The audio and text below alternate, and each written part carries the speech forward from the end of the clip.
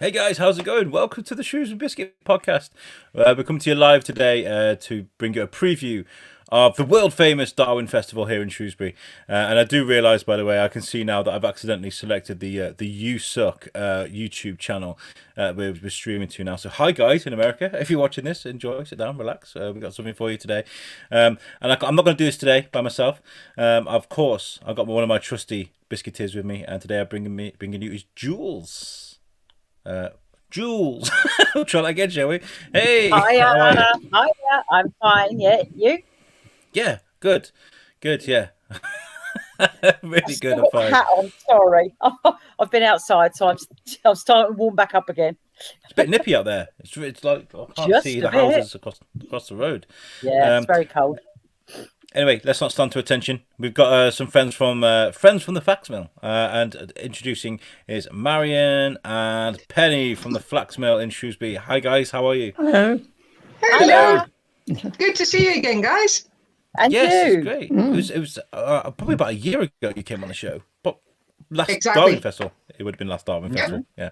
Yeah, you don't speak to me unless it's about Darwin. That's fine. I don't hold it against you. So we were just talking backstage about the pub and how we missed like sort of gathering, meeting people and stuff. And I was saying like even though I wasn't like a massive pub like goer, I'm kind of missing it now. We can't have it. You know, I want to be able to go for a pint with my friends and stuff. You know? It would be nice. The dolphin calls. The Dolphin. Oh, them Sorry, guys. that's are our great. local, isn't it? At the Flaxmill. So. Yeah. Yeah. Hang in there, guys. Hang in there. Well, today we're here to talk about the Darwin Festival. This is our third year as a show helping out with the Darwin Festival.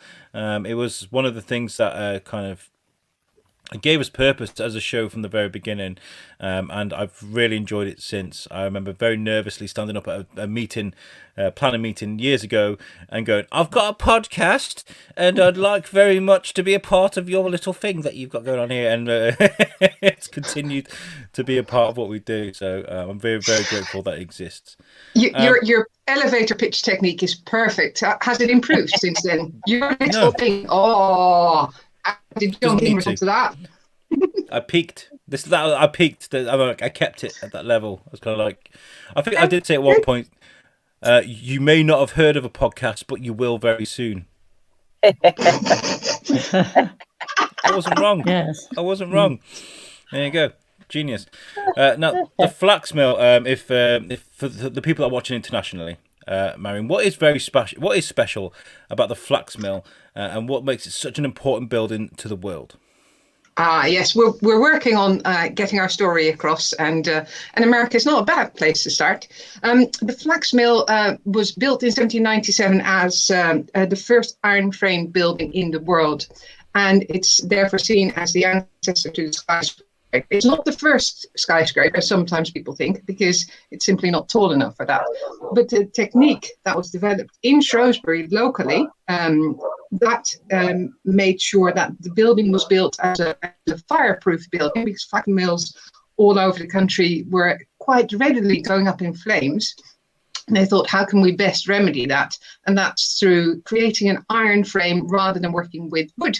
And so it proves, because it's still standing. And in next year, we'll be able to welcome people actually inside the building. So that means after 225 years, the building still exists, because it is such an important one in the development of architecture. Yeah, it really. I mean, these are the stories I've learned, and from a building that was hardwared over years of hard, intense industry. So how was it when you guys sort of picked it up and when you started working on it? What kind of state was it in compared to what it is now? Oh, well, Penny was there from the start. The Friends have been involved for over 10 years now as the public engagement group of a partnership. And the people who saved it really was Historic England. Back when they were English Heritage, they bought it because they saw the importance of it. It is a Grade 1 listed building, which means that nationally there's very, very few buildings with that qualification. It means it is very special, and once it's gone, it's gone. So they bought it, they saved it. For years, people will remember seeing it pinned together with scaffolding, because it was, the roof had gone, and once the roof goes, slowly the building deteriorates. So you remember seeing that cap over it for years and years and years. So in English Heritage then split into Historic England, which is the government Quango advisory arm, and English Heritage as a charity. English Heritage looks after all those fantastic places that are now our lifelong, if we want to go into the country for our daily walk. And Historic England put its expertise to use. So together with us as public engagement arm and Shropshire Council, who saw the importance of it for the development of the northern area of Shrewsbury, they set together to put in a bid to the National Lottery Heritage Fund. That was finally successful in 2017. And from that point, they've done some amazing work bringing in heritage skills as well, so training people up on the job to look after and restore one of the set of buildings. Because, of course, the main mill and the kiln that we're talking about, that's part of the restoration now. There's more buildings there. There's still a cross mill, there's a warehouse, there's a dye house. Some of you may have been in that because we do use it for events. There's an apprentice house.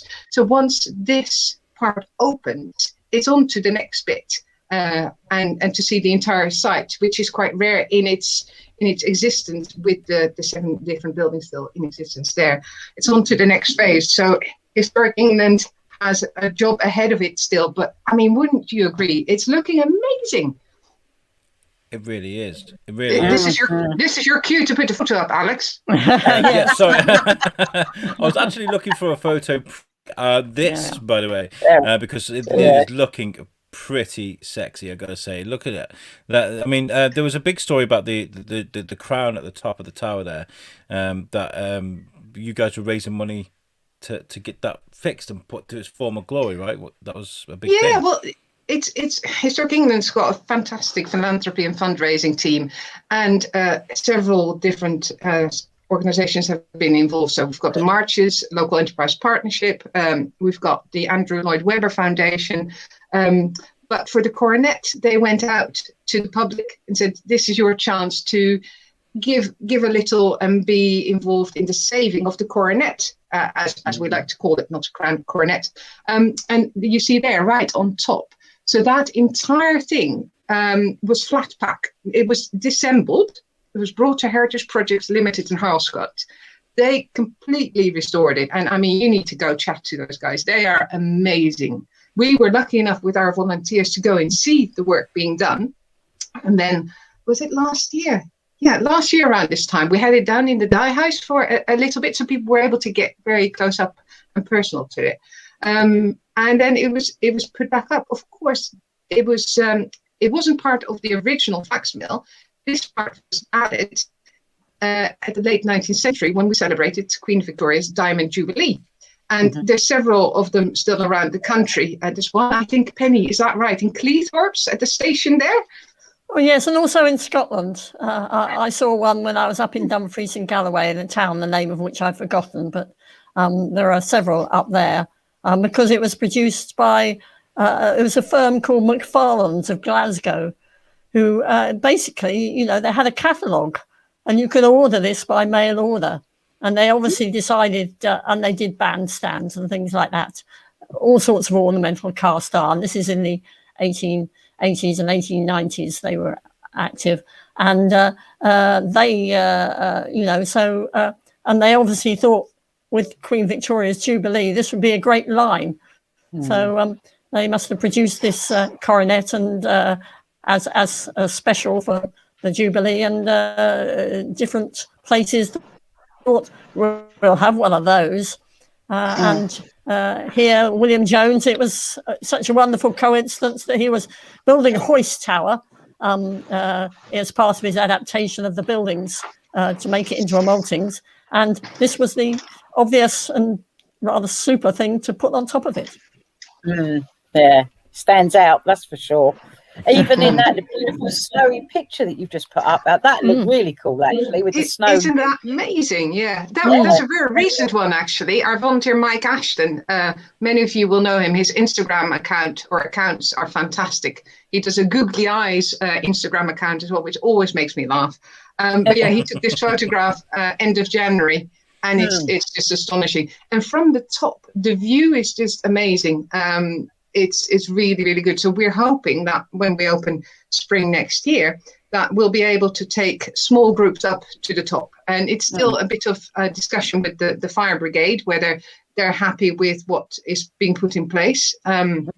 And then it will be small groups only, so it might be quite selective. But yeah, it's astonishing. Of course, you've got a very good view from the top floor as well, and that is available to commercial tenants. So Historic England has appointed Tyler Shaw Roberts as a commercial agent, and by the end of this year, the first commercial tenants may well be in it. And the top floor is absolutely astonishing. It's so light. It's such a fantastic place to work. So yeah, check it out. So ladies, in terms of, obviously, because you say that, you'll be opening next year, has, obviously the pandemic slowed down the opening? Was there the potential that it would have been open this year, but everything has obviously come to a bit of a grinding halt? And Oh yeah, that was Croft are amazing, and they've worked on the project from the first phase now the third phase. They won every competitive tender they put in for, and they love the building. There's still at this moment in time about 40 people working on it, but there was a delay, and that's the lottery is very, very appreciative of it, and it's still within budget, which is important. But to be honest, we were quite okay with pushing the opening a bit forward, because your heart goes out to fellow visitor attractions, and they've done so well, and they've been so adaptive. I mean, we did reopen for a bit last year in August and September. October. Yeah. And then, and people came back, and it was a lovely feeling, and our volunteers were very enthusiastic to be back. But when the infection rates went up, we thought it just wasn't worth it. We'd rather wait, and next spring, hopefully, we can also, we've got Mather & Co. as designers on board.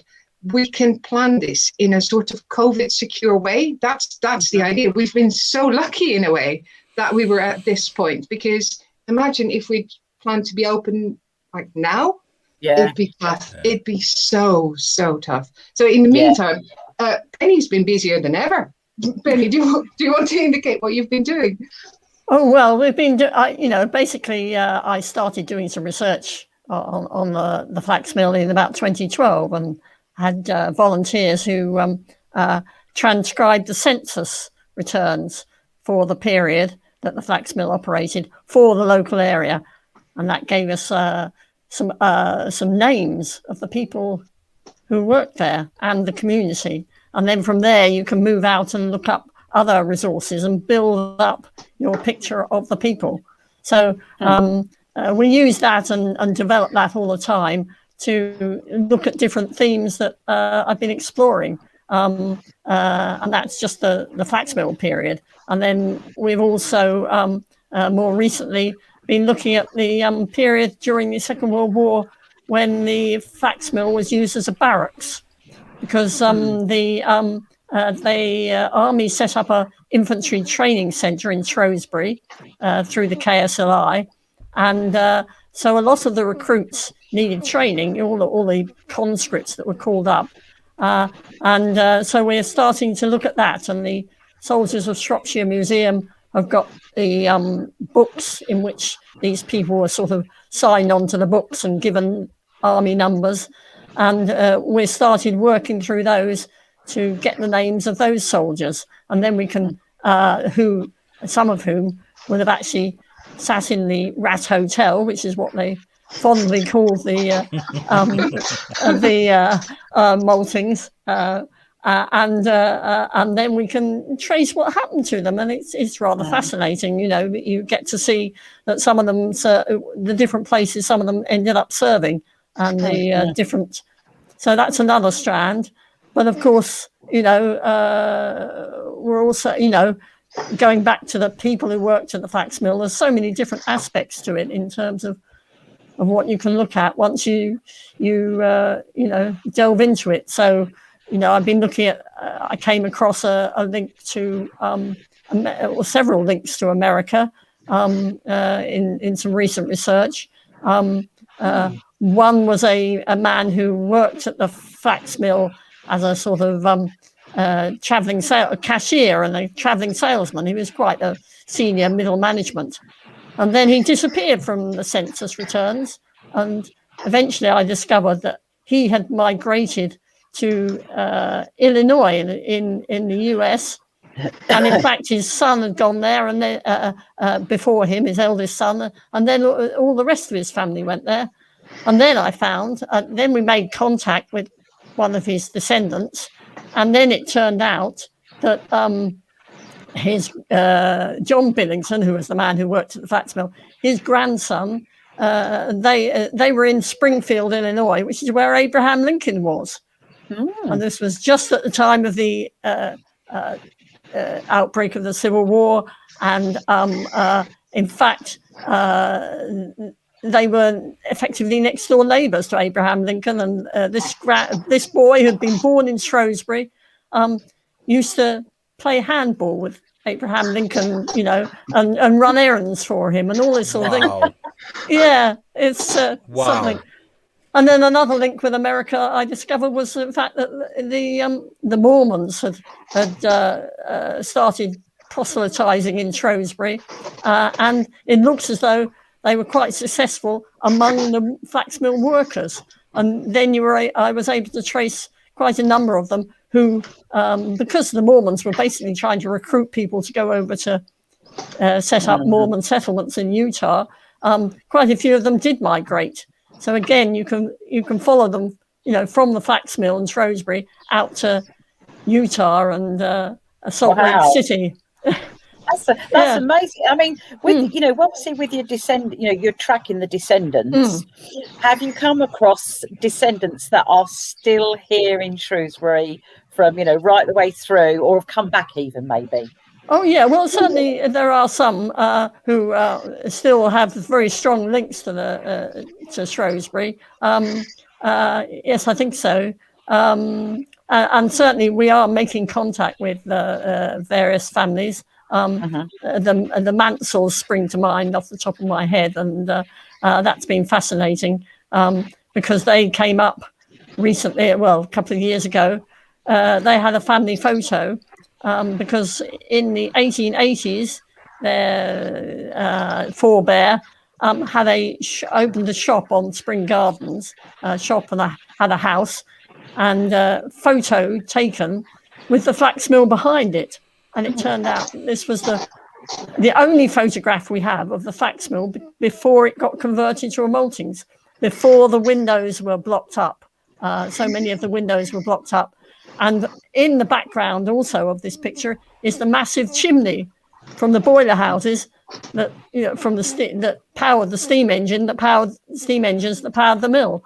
So again, a fantastic find. And that Mansell family had connections with the flax mill before, in previous generations, and with the, people they married and all that sort of thing.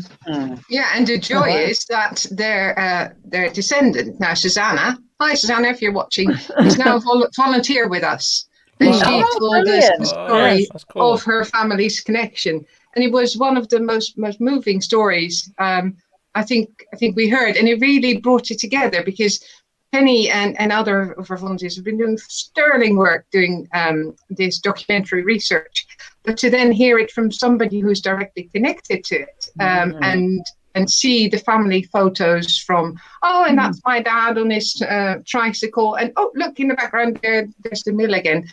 It makes you realize that the building only exists because of the community around it.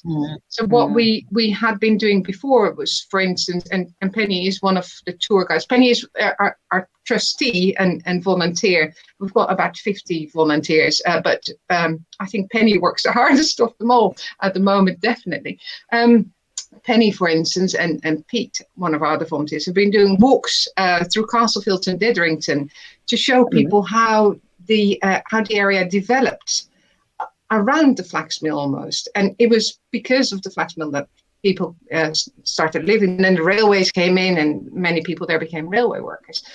But that entire area of development you need housing around you. You need your workforce nearby. So that's been fantastic. What we've also done during lockdown is, and Penny has been doing quite a few of them, is offering our volunteers training talks. So we adopted Zoom, I think in April last year. Where would we be without Zoom? Sorry, StreamYard. I'm sure StreamYard's we love you too, StreamYard. But it's meant, in fact, that we were able to do 2 weekly talks, training talks, and Penny did many of them. We had people from outside as well. We've had Historic England give talks. We are about to have one from a professor in Cambridge of just people talking about the mill and creating a sort of video library of learning, of training talks for us, so that the volunteers now have been able to see it live, do Q&As.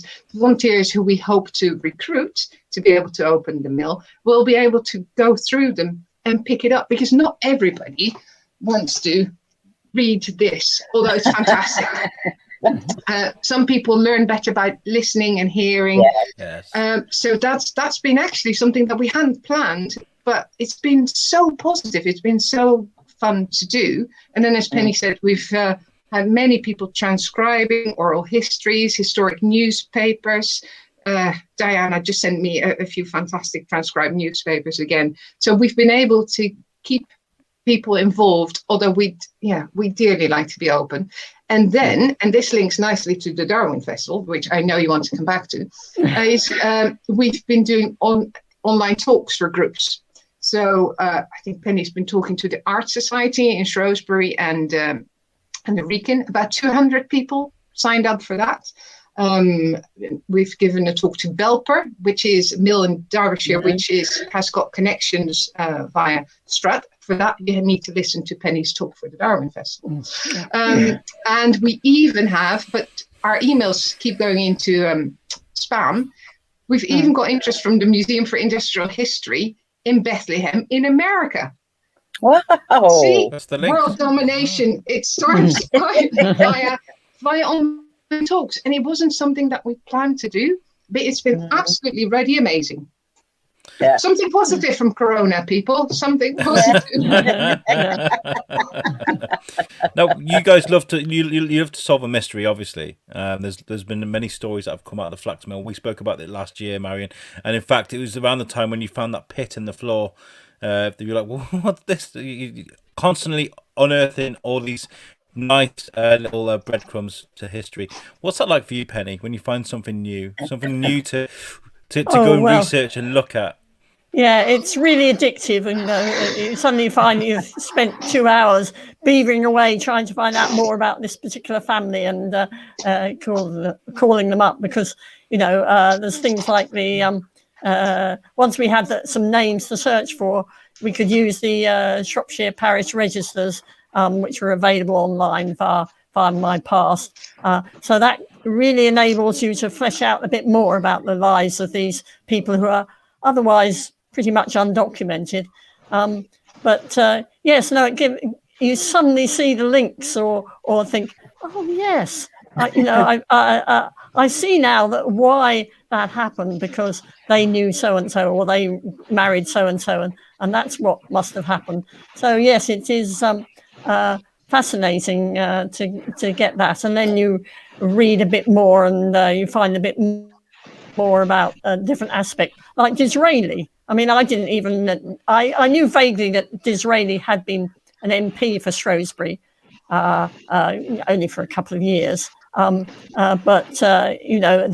you find out that he did actually make some pretty dismissive remarks about the flax mill workers. It's all tied up with the politics of the time, but then you get interested in the underlying things like the repeal of the Corn laws and all this sort of thing, and you go off in another direction, and so it goes on. There's a whole range of resources that you can try and use. I'm doing a lot in Shropshire Archives and things that you wouldn't think of, but they do feed in. For example, there's these records. The parish used to collect the church rate, which were every year which was basically A, to pay for the church, but B, to pay for the poor law at the time. We had those from 1799 up until the 1830s. So they're going around every year, and every householder, how much they're collecting from them. So that enables you to go back right to the early 1800s, whereas the census only gives you from 1841. So then you can flesh that out. And in the 1830s, they do actually record the occupations. And then there's things like, I found there were some records generated by the poor law. They used to do what they call settlement examinations to establish whether or not these people really were their responsibility rather than some other parish.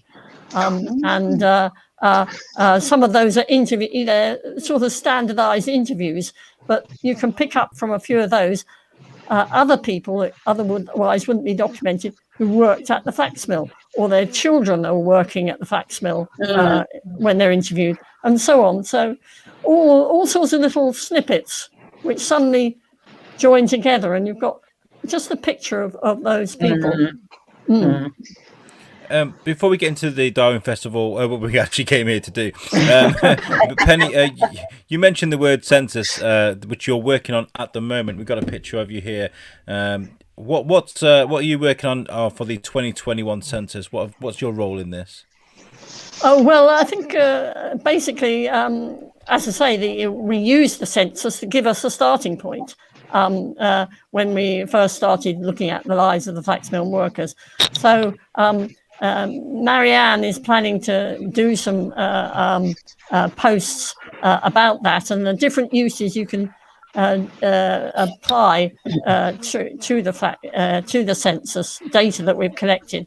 So I've been sort of pulling it out of my database and turning it into different, highlighting those different aspects, which will duly roll out in due course, Marianne. Oh, yeah. It was meant to be a tiny thing. I mean, the census only comes around every 10 years, and it's been so good for us to bring about the lives of the people who were working at the flax mill, who otherwise would have gone unknown. There's very little of them remaining, but at least we've got the names. And we've got the jobs, and we know where they lived, and we know when they died. So that's been fantastic. So when it came around, I thought, are people aware of how important it is to join in? Because it's your chance to be part of history. In 100 years' time, our descendants are going to be using it to form an idea of what the society looked like then. And hopefully this podcast will still be available. So, they'll get an idea. But we can't be sure, whereas those records will stay. So we got in touch with Roger Bellum, who was on the photograph, who's the Shropshire's Census Engagement Manager. And he said, this is exactly the sort of thing that we're looking for. We'd love to do a little partnership with you guys. So, yeah, we'll do a little social media campaign. And I said to Penny, can you just draw out some facts? And Penny being Penny, it became entire case histories, which is fantastic. Because that's exactly to make the point of, what sorts of jobs were there? Twisters, feelers, dyers, that sort of information. The fact that, about a third of the workforce was female, a third was male, and a third was children under 16. That sort of thing. It helps as well, because these are the sorts of stories that we tend to tell when you get an online talk from us. So if any group is interested, let us know, and we can do anything via Zoom. It's what we tell when we give guided tours as well. And it's also what Mather & Co. will be putting into that fantastic visitor experience that we are opening next year. So it's, the census is essential for that sort of thing. It made sense for us to join forces. Amazing. And where does this all fit in? Where do you guys fit into the Darwin Festival? Obviously, the Darwin Festival is a celebration of all things Darwin, evolution, science, and our heritage, right? So I guess that's where it fits in. Answer me on yes, question. Well, I'm going to give a talk, which is about innovation and the lead figures. I mean, most of my research is about the ordinary people, but I'm going to focus for this about how innovative the flax mill was, and the figures involved with it, and I don't want to tell you too much, but you know, Spoil to give it all away, a spoiler alert, yeah. But it will look at that, and of course there are some surprising, well, not so surprising links back to Darwin himself, which is not surprising given that, you know, he came from Shrewsbury, and there are links which will come out in the talk. Yeah. Oh, she's good, isn't it? Just a little teaser. Just a little teaser. Yeah, a little teaser.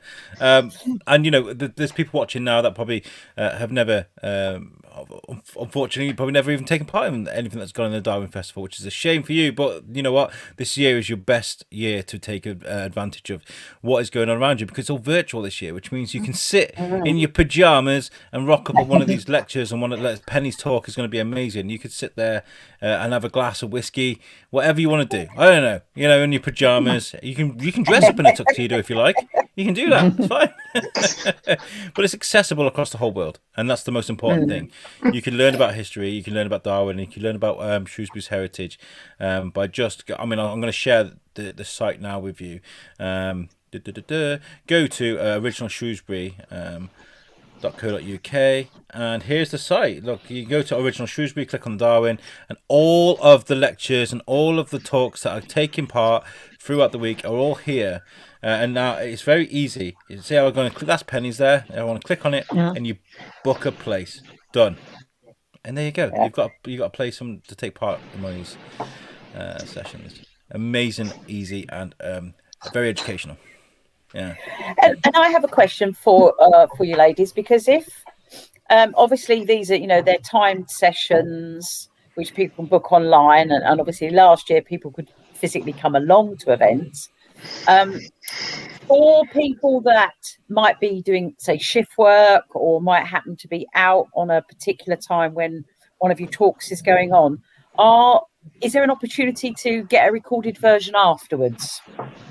As I understand it, it is being recorded and should be available later. But if not, as we said, if you're interested as a group to have a talk, just contact us, and we can do something a bit more general about the mill, or about the social history. And it's a nice way of starting to get excited as well about the work that's going on. But no, as far as I'm aware, it will be recorded.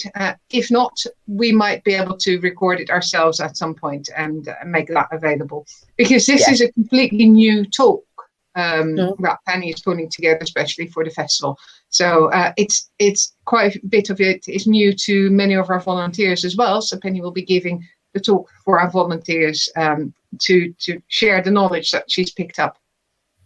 Yeah. Amazing. Fab. Well, you guys are amazing. Penny, you're just an absolute pool of knowledge. I'd love to just sit and talk to you for hours if we could, you know, talk about what you've learned, not just about the flax mill, but, you know, why you do what you do, and why it's special to you, you know, because I think you're fascinating. And Marianne, the good work that you guys have been doing at the flax mill, it's just astounding how you're restoring this beautiful building. The research alone must take just a ridiculous amounts of time, never mind the construction. Well, it's good to be in partnership with Historic England. I think it's every charity's dream to be part of that sort of development, because you learn so much. I mean, Historic England does Technical Tuesdays, which some of our volunteers also watch. So they're picking up immense amounts. And of course, you know, some of our volunteers are retired, but other volunteers, we've got a whole lot of young volunteers who are using this as a learning opportunity. And one of them has volunteered with us, has now found a job in Cornwall. Hi, Alexander, well done. And we are working with younger volunteers now between 18 and 25 to see how, for instance, Heritage Open Days, which is in September, can be made more accessible, more interesting for that age group. So it's a catalyst, isn't it, this project? And to be backed up by Historic England with that expertise is a once-in-a-lifetime opportunity. And Shrewsbury is very lucky to have that sort of investment. Historic England, it's not only one of the largest lottery projects in the country with over 20 million, but Historic England themselves have put in a lot of their own money, because the lottery never pays 100%. You understand? It's always a partial investment. So Historic England not only just put money but so much expertise in that. That's a reason why I think it's such a good learning opportunity for younger volunteers as well to be able to do that. I think just recently they had a fantastic webinar about climate change and how important it is to restore historic buildings, because this building could have been flattened 17 times over in the past 225 years. But the best way, the most climate positive way, is to do something with the buildings that are already there. And I don't know if you've seen the big town plan presentations. Alistair from Historic England made a fantastic comment there that it's got Georgian air conditioning. You open the windows on the cool side of the building and it blows through.